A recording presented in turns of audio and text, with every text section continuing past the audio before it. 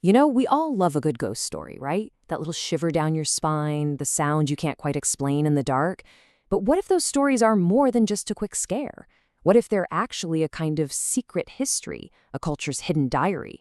Well, today, we're going to unlock the incredible folklore of Bengal and see what its ghosts can tell us about the living. And this is really at the heart of it all. See, in Bengali culture, the world of spirits isn't some far-off, distant place. Nope, it's right here, woven into the fabric of everyday life. The line between our world and theirs is incredibly thin, and ghosts are often just memories with a little more presence. And believe me, that spirit world is crowded.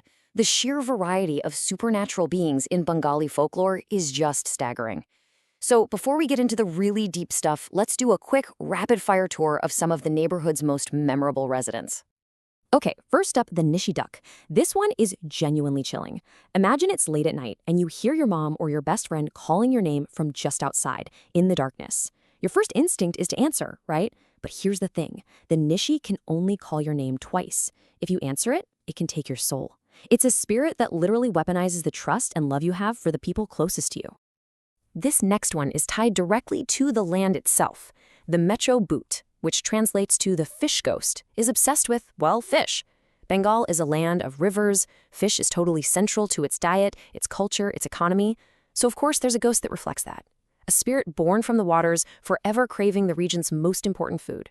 Makes sense, right? And then you have the Bego Bhoot, the tiger ghost. This is the spirit of someone who was killed by a tiger in the Sundarbans, which is the home of the Royal Bengal tiger. It's set to lure people off safe paths by mimicking a tiger's roar. This isn't just some random monster. It's a direct reflection of a very real, very present danger that people who live and work in that unique and often dangerous environment have faced for centuries.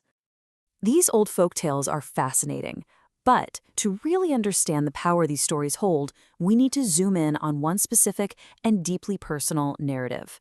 This is the story of Taranath Tantrik, a famous mystic in Bengali literature, and it all starts with a strange fever he had as a little boy.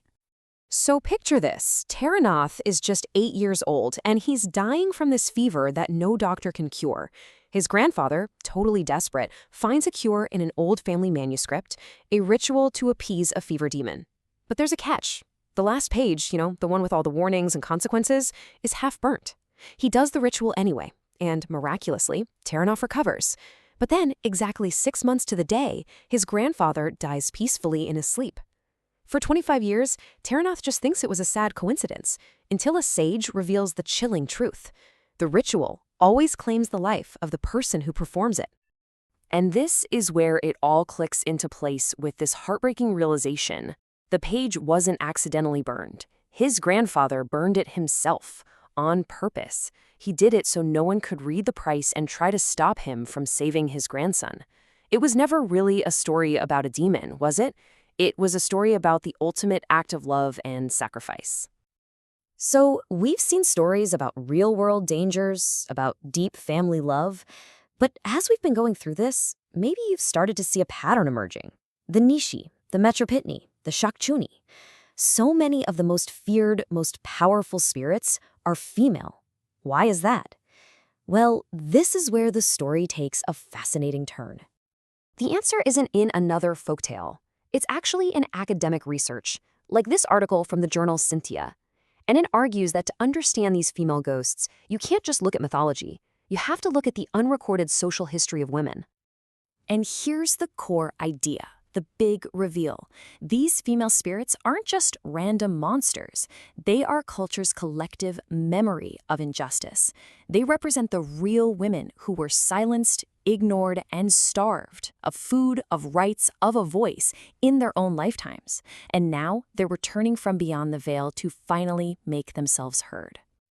So let's see how this actually plays out. We can go back to some of those female ghosts we met earlier, but now, let's look at them through this new lens. Suddenly, their bizarre behaviors start to make a terrifying amount of sense.